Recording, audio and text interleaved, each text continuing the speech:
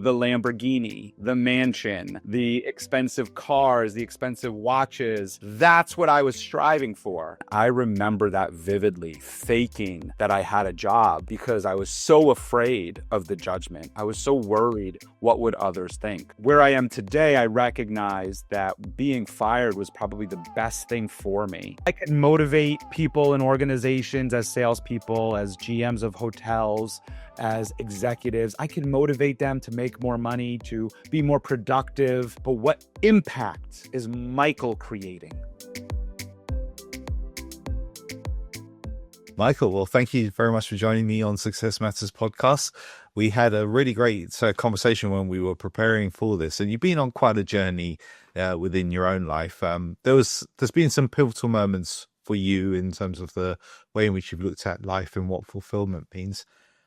Can you just share with the listeners a bit about your background journey and what the pivotal moments were in your life that made you think, okay, there's something different I need to be thinking about here? That's a great question, and it certainly speaks to personal development and professional development. For me, my life's journey behind me is actually over here, a trophy, an award of Agent of the Year. Doesn't matter where I got that or why I got it, but that award is indicative of what my journey has been. Right. It's been a series of successes and failures.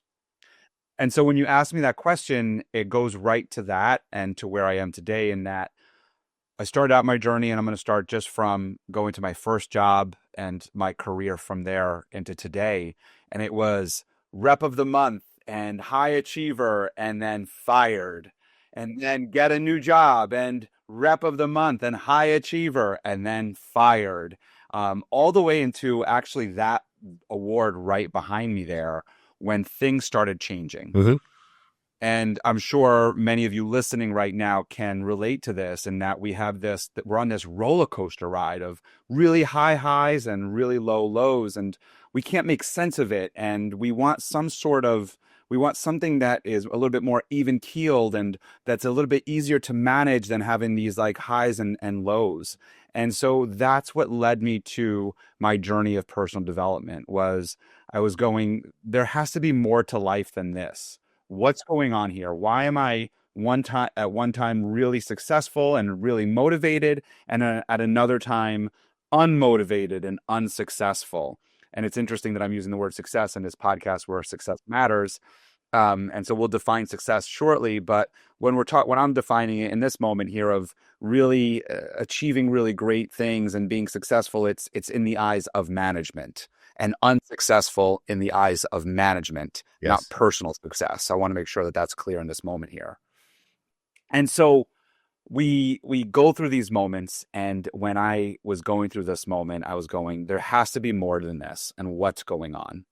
And as I discovered the world of personal development through many different areas, one of them is Toastmasters, Tony Robbins, and there are so many others that I can attribute this success to, I started learning that part of it was what my vision or my idea of success was. And that's why I would have those really high highs and really low lows, because the extrinsic motivator, which is super important in the conversation of success, the external motivator was what I was striving for. So the Lamborghini, the mansion, the expensive cars, the expensive watches, the clothing, the outings, the dinners, that's what I was striving for. And so as you're on that upward trajectory and you're trying to strive for that, yeah, you're achieving, you're motivated to make the sales calls, you're motivated to close the deals. But as you're not reaching those goals you're saying, yeah, okay, I made an extra $2,000, but that's not going to buy me a Lamborghini. Oh, I made more than my friends at, just under six figures, but that's not going to buy me a mansion. You start sinking down and going, well, I'm not meeting my goals. I'm not meeting my potential. And as we see on social media, we have this big issue with comparison. So there's obviously a lot more issues going on in all of this. And then we sink to that bottom. And then we're at that bottom of despair. And when we reach that bottom is when we go, well, it doesn't matter. Yeah. If I make $2,000 or if I make that sales call, it doesn't matter. And it's in that moment that, self-discovery and personal growth is so important and is the one that's going to pull you out of there. Now, I had to have a lot of those to finally go into that self-discovery. Zig Ziglar, Brian Tracy, helping me along the way, to name another few that just came to mind here. But in that journey is when my last time I got fired, and I remember it. And I remember that I made that commitment to myself that this would no longer be the case. Right. And what I started discovering is that success can't be these extrinsic material items. Success has to be internal. Success has to be something that I am seeking. And so in my journey, and I hope everybody that's listening understands this, it is a journey. It was over 5 years ago that I decided, okay, well then what makes me happy? Well, what makes me happy is to start a business and to become an entrepreneur. And so I started learning about business. I started learning about insurance and purchasing an insurance agency and doing all of these different things. And this is why I say it's a journey, because even then I was sniffing the right path, but even then I wasn't on the right path. It was still extrinsic. It was still external. And so I still had a lot more to go. I had a lot more growth to do to get me to where I am today. I won't talk about today yet. I just want to stay on this journey here for a moment, in that in the world of personal growth and development, we learn that it's just never ending.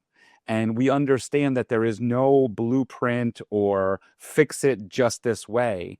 There's just continue growing, continue developing. And so in that moment, I discovered I want to be an entrepreneur. That's what's going to make me happy. But still having that external driver of I'll become an entrepreneur and then I'll get wealthy. Yeah. So to cut this shorter, to get to the next probably question that you might have for me here, and for everybody to kind of make a point here, is that I had to work on getting very clear onto what is success. But truly for me in that moment, it wasn't about success. What is it that I want in my life? What is my purpose? I had to work on, and that's what I've worked on for the last 5 years. What is it that I want? What is my purpose in life? Yeah. That's the big key there. And that's a really important story you've just given there of your own journey, which is those extrinsic motivators. And as you said, it's often not you, it's management telling you you're successful, right? Here's an award, here's maybe a holiday, here's President's Club or whatever it is. And those are great, but actually if it's not fulfilling you, then it's a challenge, right? How many cycles of being the top and then getting fired did you go through? Off the top of my head, I don't know, but I can kind of do the math. Let's go. Trying not to name some of them out loud. I want to say 4 to 5. Yeah. 4 to 5 of them. And one of the last time I was fired, I was in the C-suite. Right. Okay. And so how did that make you feel? Because for a lot of people, they attach their self-worth to their job and to the title that they have. So did you go through a period of like being like, I don't know, a failure, or feeling that you're not good enough, feeling that you're not worthy, those sorts of things? Absolutely. Absolutely. Self-doubt is huge in that moment. Depression is huge in that moment. And the idea that you're really just not good enough and potentially never going to be good enough is all you're thinking about. And so, of course, in all of those moments, I didn't know that was depression. And this is why, again, like having a therapist, having a coach, having a network of people that you can have this kind of openness and conversation with is so important, because when you're alone in those moments, you don't know what it is. And you think it's just you, and you think you're alone, and you think you're the only one who feels this way. When you expand and join communities and start opening up to people and start having deeper conversations with people, you learn that you're not alone and that others have experienced this and they actually have a way out for you. It's pretty wild. Fortunately for me, the last time I got fired, um, well, let me tell you to just also kind of highlight your answer there, your question there, is the last time I got fired, um, I left the boardroom. I was in the C-suite. I left the boardroom. I got fired. I was married. I am married. It's the same wife and kids. I was married. We had our first baby. She was a year old. And now I had to, I had dealt with getting fired in the past by myself. My wife, unfortunately, had to deal with me getting fired with her in the picture. And then now I have to do it, and I have a baby at home. Yeah. And this was different because my mother-in-law, you talk about all the things that come to it, was watching our daughter for us while we were going out to work.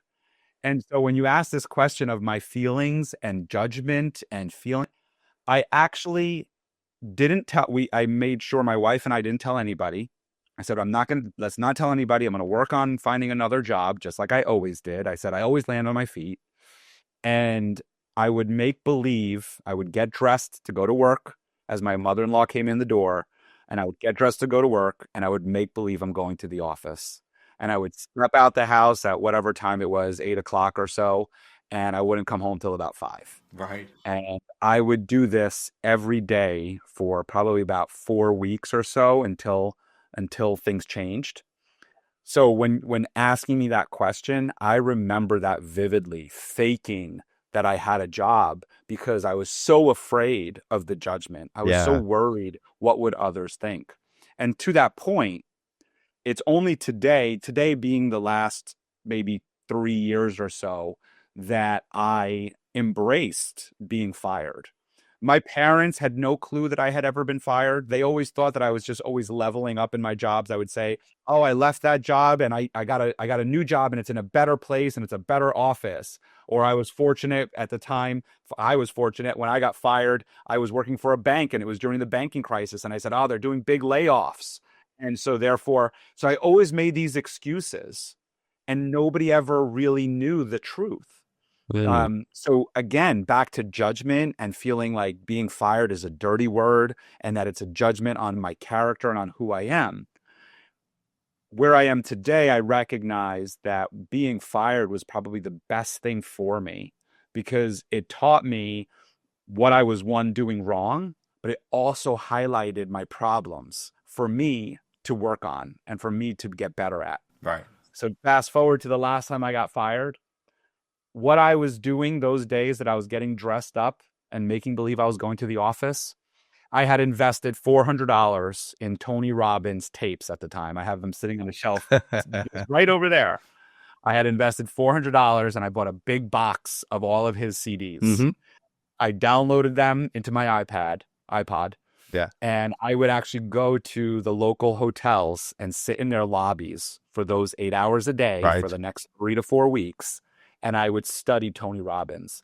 And in a notebook just like this, I would take my notes and I would write my vision. I would write my clarity. I would write all of the things I want.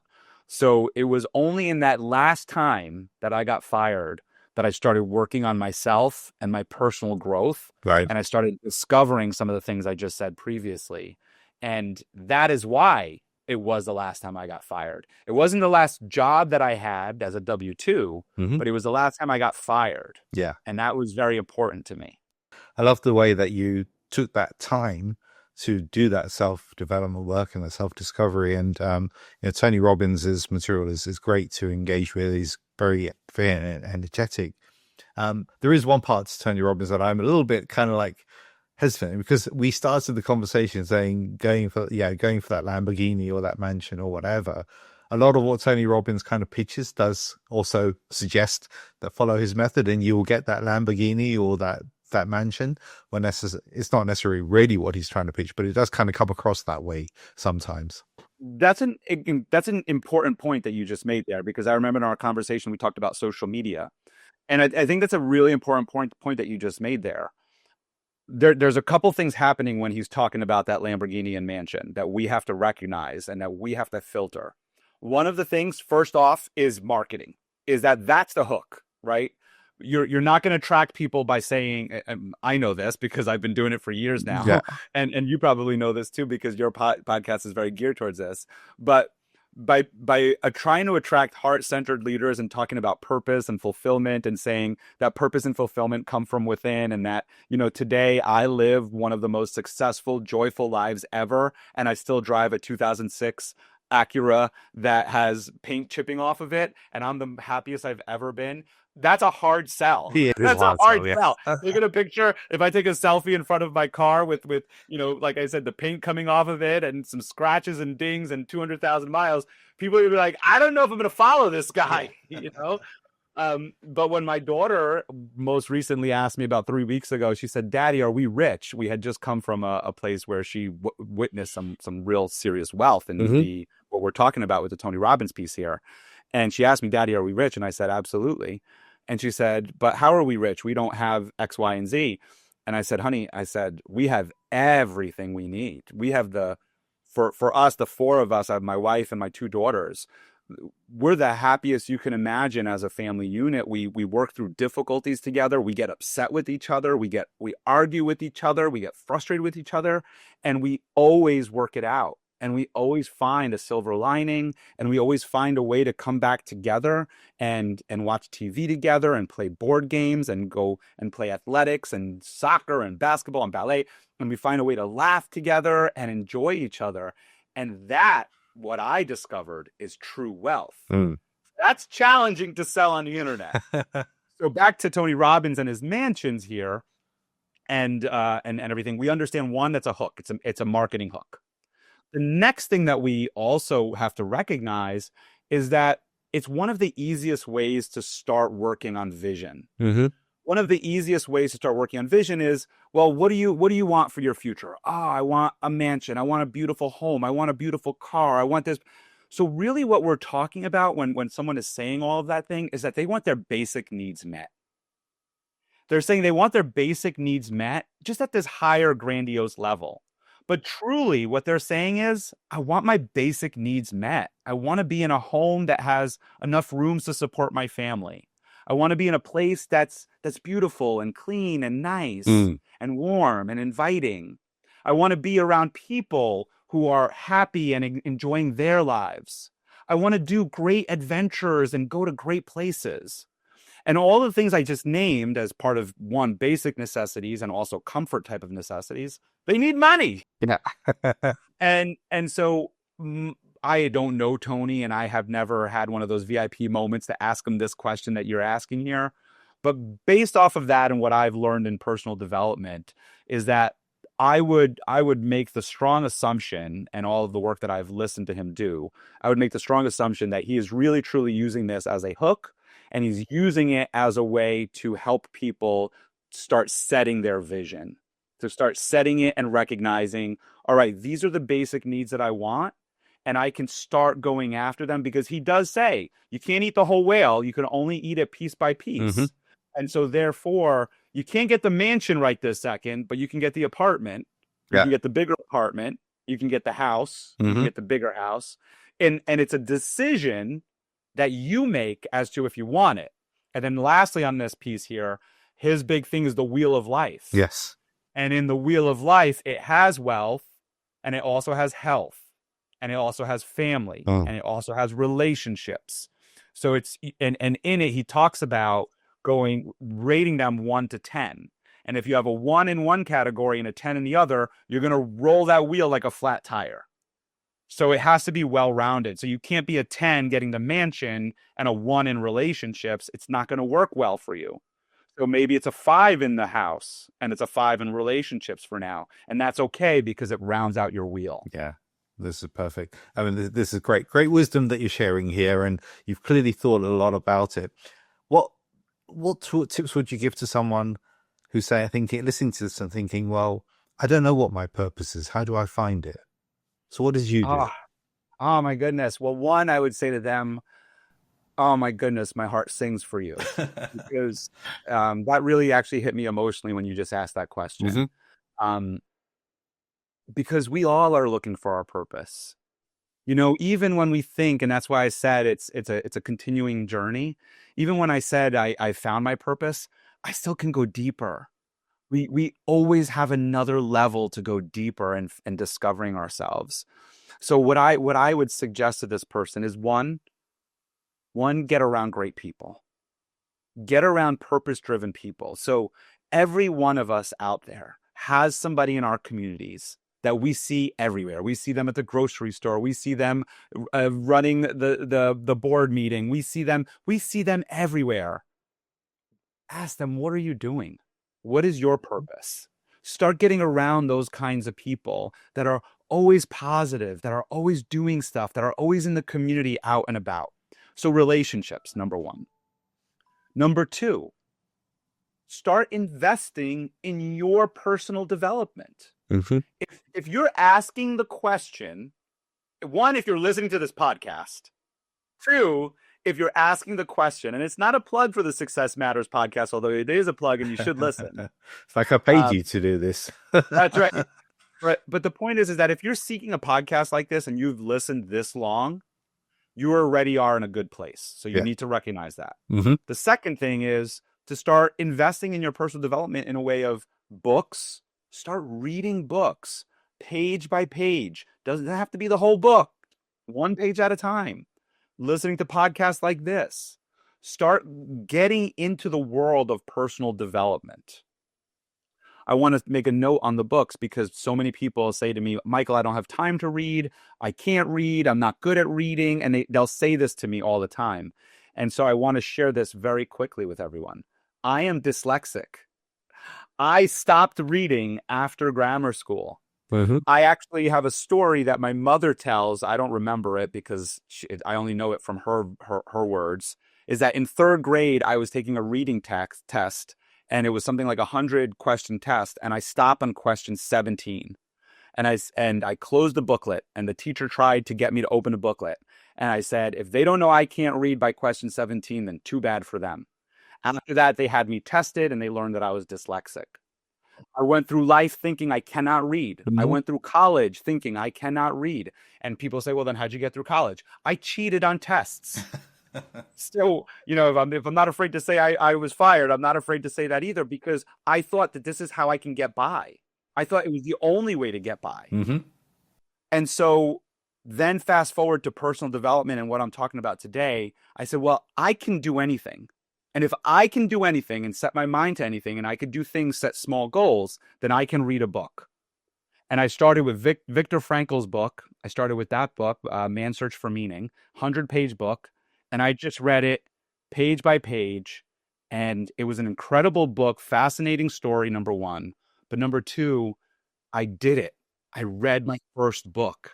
And since then, I read countless books. And sometimes it's 5 minutes in the morning. Sometimes it's an hour in the morning. So if you think you don't have enough time or you think you can't read, coming from a dyslexic person who didn't start reading till he was in his 30s, late 30s, I'm telling you right now, you can. Yeah. So start reading. Now, the next part is about you. You asked yourself, but I don't know what my purpose is. That question alone says so much about you. It says that you are starting to think about yourself. You're starting to have self-awareness. You're starting to recognize that there's more to life than just you. There's more to life than your job. There's more to life than family and friends and partying and doing all the other things. You're starting to recognize that there's something that you need to discover. And so you started your path. The first step is already taken. And so don't beat yourself up. Give yourself the grace to recognize that you have started a journey. You've started up the mountain. And now along the way, I've just provided you with some resources. Mm-hmm. So going back to what is my purpose, what's the first thing that comes to mind when you ask yourself that? And just start there. As you start there, you'll find that your purpose will change and evolve and increasingly get better and more impactful towards others as you continue this kind of work. Yeah. And talking of purpose, you have a t-shirt with a bike on and Pedal for Purpose written on the back wall there. I know that's one of the passions that you have and is a purpose of what you have. What is Pedal for Purpose about? This is a perfect transition because it has to do exactly with what you just asked, which is so wonderful in that for me, my journey of self-discovery went from my purpose is to be an entrepreneur and start a business. I'm going to start an insurance agency, which I did. To start a business. Then I really discovered that my purpose is to get on stages and inspire and motivate others, which I then did. And I started working on. My purpose is to coach others and to help them be their best selves, which I then did and continue to do. So if anybody wants any of that, I'm here for you. But to get to your question here, as I continued going deeper and in self-discovery and recognizing what is success to me and truly what is my purpose here on earth, I have these skills of organizing, of leading people. I have these skills of being able to speak and share a message and connect with communities. And so why do I have these and how do I use them for a greater purpose, which is impact? Impact on the lives of those who don't have. When we go back to basic needs, we don't recognize we're so involved in our own personal lives of driving our cars to work and going to the grocery store and worrying about the price of gas and the price of milk and worrying about our next bill. We forget that there are people in the world that don't even have their basic needs met. We forget, we take for granted, we get lost in the discussion of politics and communities and environment and all this other stuff, which is all important stuff, by the way. I'm not discrediting its importance. What I'm saying is we forget that there is a whole population of people around the globe who don't even have running water. Yeah. Who don't have food, who sleep on floors. And I'm not just talking about adults, I'm talking about children who have no education. And so what I realize is that my purpose is to speak for them. Right. Is to lift them up. I was fortunate in that I grew up in that kind of environment. My parents back in 1993 and other family members and community members started an organization called Forgotten Children of Haiti. Right. And it was at the time created to support my mother's school in Haiti. She's Haitian. And an orphanage. It soon evolved into supporting an entire orphanage and schools and hospitals that Father Rick Frechette, who is also a doctor, organized in Haiti. So today, I am one of the lead fundraisers for Forgotten Children of Haiti. And I was trying to think of how can I bring my community of cyclists into this world of helping others and raising money and raising awareness for others. And through conversations with other cyclists and other friends, one of which, by the way, who just competed in Nice for the world champion Ironman. Right. Really cool thing. And another one who is a military veteran. So some really great people inspired me to start Pedal for Purpose, which is a 100-mile bike ride along the Hudson Valley. So that's in New York, everybody that's listening. I know you're in the UK, but that's all right. It's in New York. So if you are in the UK listening and you want to come out to the New York region in the fall of 2026, we have a bike ride just for you, and you can see all of the cool stuff. But anyway, back to this whole purpose. So we put this together where it's a 100-mile ride, and we would ride to raise awareness and raise money for these children and families in Haiti who are suffering. And the coolest thing that happened in all of this was I got riders, which was cool. And then the news hooked up to this. Right. And we were featured on Channel 12 News. They came out and watched our ride. And just three of us and our social media and some of this television media helped us. We were able to raise over $8,000 wow. and continue this journey of raising awareness for the people in Haiti and getting them the money that they needed so badly to be able to meet their basic needs. I love this. So. And it's a great linkage to a charity that I'm the chairperson of called Blue Bike Foundation. Blue Bike Foundation has got a slightly different mission, which is more through education. And the metaphor, the conceptual framework, if you like, for Blue Bike is that when you learn to ride a bike, that stays with you for the rest of your life. It's a skill that you can transfer across so many different things. When you're a student, you could be doing delivery jobs on your bike. When you're an adult, you could be using it for fitness. You can be exploring. You can be doing all sorts of things. But that one thing you learned as a child, to ride the bike, that's a massive thing, right? So we look at ways in which we can help children with those sorts of skills that will carry them forward through life, not just children, but young adults. And so there's a great kind of like linkage here. And I should have put my Blue Bike t-shirt on for this podcast. Well, you're wearing a blue shirt. But I was wearing the normal shirts. So we've talked about what success means to you. I mean, you've given a great introduction to success and what it means to you. Moving forward, like if people were to say to you, okay, what do you think success will mean to you in 5 years from now? Have you got a thought of what that would look like? It's an interesting question. One of the other people that I used to follow, who is a real estate broker and a very successful real estate broker, has a picture. I believe he had a picture made of himself in the future, and he says he worked for his future self. Ryan Serhant, that's who it is. He says he works for his future self. And in my early years of personal development, I used to think the same way. And I think in this question of what will success mean to me in 5 years, it's along the same kind of thought process of what is future me saying success is. The issue I have with that right now is that I think that answer, that question would change based off of my development and growth.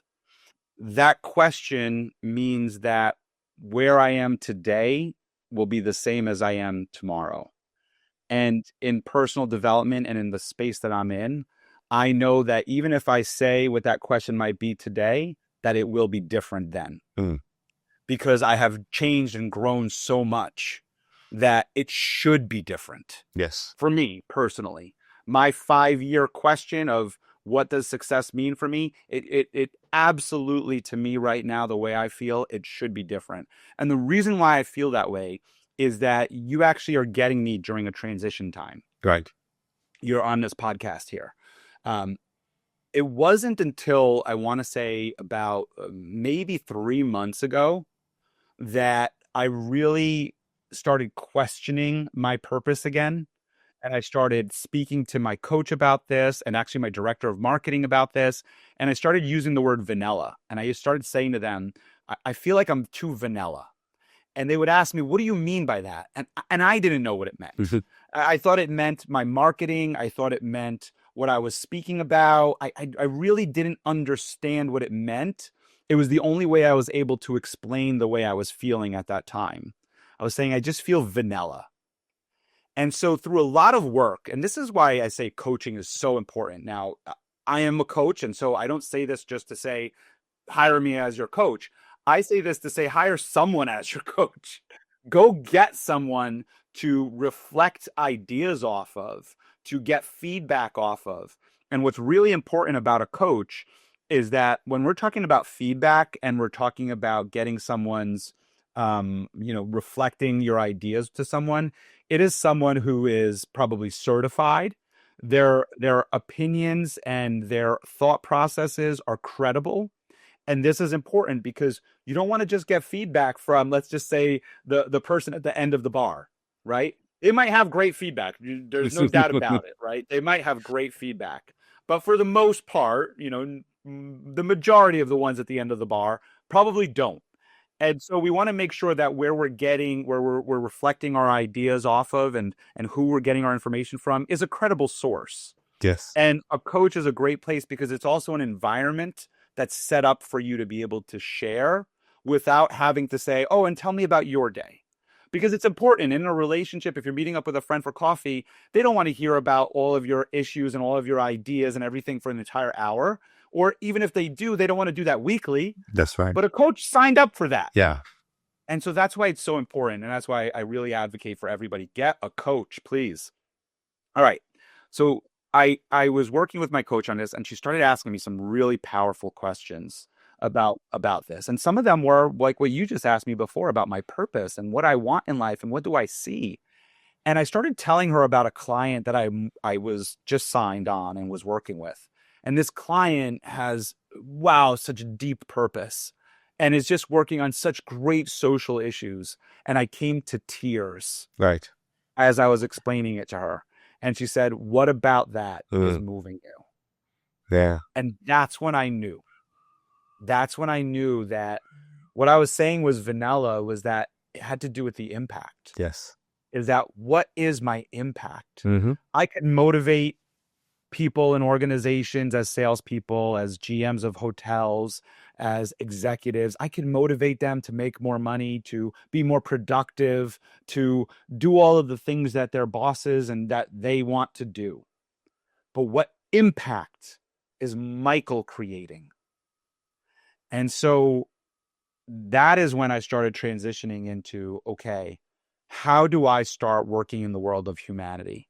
How do I start working in the world of compassion, in the world of helping others and lifting others out of where they are? So when that happened to me, it was almost, there was like this visual thing, and this is why I say go deeper, where it was like I felt like I fell through a level. Right. Yeah. Like I had fallen through another level, Mm-hmm. and I just went deeper. And what I know about personal development is that that means that there's another level that I'm going to go to. And I don't know what that level is. I have no clue what it is. And that's why that question is so hard to answer. But for the sake of your listeners and that long-winded explanation, I shall answer it for you. Ask me the question again. Well, what do you think success will look like for you 5 years from now? Yeah. So the answer I would have is success will look like me continuing on this journey of personal growth. Yeah. And working and challenging myself to continue to go deeper. Mm-hmm. It will also look like the impact that I create in the communities that I work in. And those are my local communities, and those are my global communities. And so success to me will be, how much did I truly challenge myself every single day? And how many, well, the numbers doesn't matter. Yeah. But how much impact did I create? Yeah, absolutely. And the impact is, I think for me, it really resonates. You know, that's why I'm the chairperson of Blue Bike Foundation. That's why my purpose is about helping other people, right, be the best version of themselves they can be, whatever that might look like. And that's why Success Matters podcast exists, because success means different things to different people. So let's explore what that means. I have a tradition, which I've borrowed from our podcast, of asking a previous guest to ask a question for my next guest. So my previous guest, she asked me to ask you, what does the word embolden mean to you? Oh, I almost wanted you to define it first. That would defeat the purpose. So the context of the conversation was, you can empower or you can embolden. So I've kind of given you a little clue there as to what where she was coming from. I guess in that context, I'm taking empower as, wow, I am stumped right now, actually, because I'm thinking empower. So when I think of empower, I think of improving on someone's strengths. Mm-hmm. When I think of embolden, I'm thinking bold letters. I'm thinking also, I'm also thinking improving strengths. Embolden. Embolden almost sounds like boisterous almost, though. It almost has like a boisterous feel to it, of a like what we were talking about earlier, which is like the materialistic and kind of motivators. Yeah. So that's kind of where I'm That's where your head is going with this. Yeah. As I'm listening to you, though, I'm kind of feeling that it's something internal. Emboldening is something that happens internally. It's like you're emboldening. Boisterous was the word you used, right? Boisterousness comes from inside you. It's not an external thing. Whereas empowerment often is an external factor. You are empowered to do something by me opening a door for you, or by me doing something else. Whereas emboldening is something that comes from within you. That's my interpretation. That's interesting. I actually see the two as the same almost. As you're saying that, I'm trying to find a contrast, but I'm like, I also feel like embolden and empower. And like, it's, here's a better way for me to maybe look at this, is that when I say, you want to get out on stage and you want to be bold, embolden, right? So it's really owning your words. So all right, so through this kind of like thought process, let's edit this all out here. I'm just kidding. This is cool. This is a good conversation, because there'll be people who listen to this and think, yeah, actually, what is it? Yeah, I was just joking. But now, as I think through it, in one of the ways that I teach public speaking, I do talk about needing to be bold. Right. And so when I speak about needing to be bold, it has to do with standing firm in your decision making. So making a firm decision and saying it with confidence. So you're making a decision to say something, and now you're going to say it with confidence. And so therefore you have been emboldened to speak. Mm-hmm. Is maybe how I would look cool. at it, is that you're making a decision and you're saying it with confidence. Yeah, that's brilliant. I love that. Do you have a question for my next guest? Absolutely. In my life, I accredit my success to my mentors. They are the ones who have lifted me out of the trenches. They are the ones who have helped me when anxiety was through the roof, when I had nowhere to turn, when I didn't know what the next move was. They were the ones who also held space for me and allowed me to just share and say things that I couldn't say to anybody else. And they just held that space. Some of the mentors in my life are the people that have led me to the path of coaching. They led me to the path of Toastmasters and finding my voice. They led me to the path of spiritualness and being able to meditate and be alone with myself and meet myself in the darkness. And those mentors, as those three buckets there, are the ones that have changed and shaped my life for the good today. Mm-hmm. They are incredible people, and the list is long, and so I won't go through the list, but you know who you are as you listen and watch this, because you've changed my life. And so my question for your next guest is, who is the most powerful, most significant mentor that has entered your life, and how did they shape it for you? Yeah. Wow. That's a great question. And as you're talking there, I kind of have a vision kind of creating in my mind, almost like angels coming into your life, or being part of some sprinkling some sort of dust as helping. As you say, holding space is one thing, but also those moments where you meet someone unexpectedly and they have a big impact on your life, and your friendship develops and your mentorship or coaching develops, almost like, they've been sent to help you in some regards, like a spiritual sort of way. So that's a great question. I love that question. Absolutely. And I think this proverb goes hand in hand with it. It's an old Chinese proverb. And the proverb is, the teacher will appear when the student is ready. Yes, there you go. So back to your question before of, what is my purpose? You are ready. Yeah. The teachers will appear. That's really, really great. And that's a great note to end the podcast on. We're at the top of our time now, unfortunately, Michael. It has been a great conversation. I love your enthusiasm. I love the way your energy just flows through the screen here and through your voice as well. If people want to get in touch with you, what's the best way for them to do so? Absolutely. Well, first of all, thank you for having me on today. It's been a pleasure as well. And if anybody wants to get in touch with me, it's very simple. All of my social media handles, which are on Instagram, Facebook, and LinkedIn, are at Michael Esposito Inc.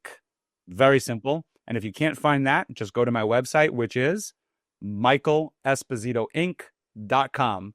Very simple. All of my handles are there. Perfect. Well, we'll put it in the show notes, and we'll put a little thing at the bottom of the video as well, so people can see that. So yes, thank you very much for taking part in Success Matters. Awesome. And thanks so much for having me on. To find your success, contact me at info@successmatterscoaching.com. That's info@successmatterscoaching.com.